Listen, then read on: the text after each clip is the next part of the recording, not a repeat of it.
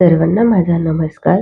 आज आपण जाणून घेणार आहोत श्रीरामनवमी कशी साजरी करायची याबद्दलची सर्व माहिती आपण आज बघणार आहोत. त्यामध्ये श्रीरामनवमीला काय करावे, पूजा कशी करावी, श्रीरामनवमीचे आध्यात्मिक आणि धार्मिक महत्त्व काय आहे, श्रीराम नामजपाचा अर्थ काय आहे आणि श्रीरामनवमीच्या दिवशी दुपारी 12 वाजताच का पूजा केली जाते, या सर्वांची माहिती आज आपण बघणार आहोत. श्रीरामनवमीचे आध्यात्मिक आणि धार्मिक महत्त्व काय आहे ते आपण आता जाणून घेऊया. श्रीरामनवमी हा एक पूजनीय हिंदू सण आहे, जो भगवान श्रीराम यांच्या जन्माचा उत्सव साजरा करतो, जे भगवान विष्णूंचे 7वे अवतार होते. हिंदू पुराणानुसार भगवान श्रीराम राजा दशरथ आणि राणी कौशल्या यांच्या घरात अयोध्येतील पवित्र नगरीत त्रेतायुगात जन्माला आले होते. त्यांच्या जन्माला एक दैवी घटना मानली जाते, कारण ते राक्षस राज रावणाचा संहार करण्यासाठी आणि धर्माची प्रतिष्ठा राखण्यासाठी अवतार घेतला होता. रामनवमीचा सण शतकानुशतके साजरा केला जातो आणि भक्तांच्या हृदयात त्याला विशेष स्थान आहे. रामायण या महाकाव्याने भगवान श्रीराम यांच्या जीवनाची आणि कार्याची कथा सांगितली आहे, ज्यात सत्य, धर्म, धैर्य, करुणा आणि कर्तव्यनिष्ठा यासारख्या गुणांचा प्रकाश आहे.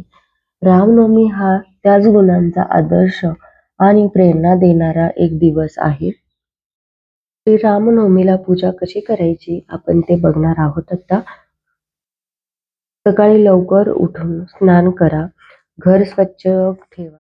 श्रीरामनवमीला पूजा कशी करायची आपण ते बघणार आहोत आता. सकाळी लवकर उठून स्नान करा, घर स्वच्छ ठेवा, देवाघरात रामाची मूर्ती किंवा फोटो ठेवा. त्याच्यानंतर त्या फोटोला तुम्ही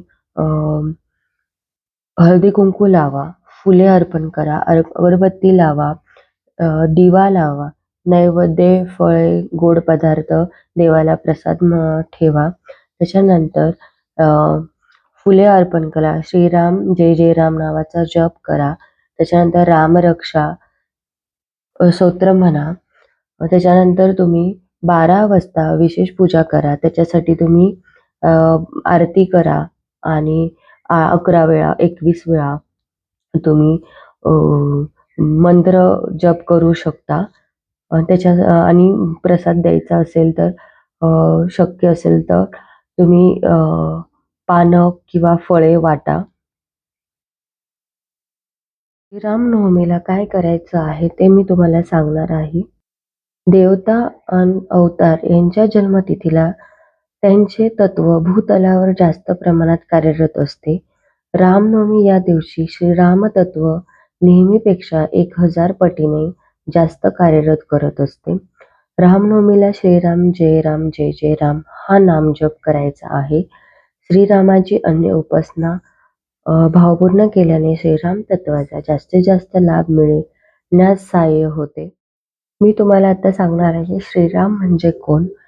तर श्रीराम म्हणजे एक भाविकांची श्रद्धाज्योत, धर्माच्या सर्व मर्यादा पाळणारा, अर्थात मर्यादा पुरुषोत्तम, आदर्श पुत्र, आदर्श बंधू, आदर्श पती, आदर्श मित्र, आदर्श राजा, आदर्श शत्रू असा सर्वार्थाने आदर्श ठरेल असा कोण असेल तर विचारताच डोळ्यासमोर नाव येते ते म्हणजे श्रीराम.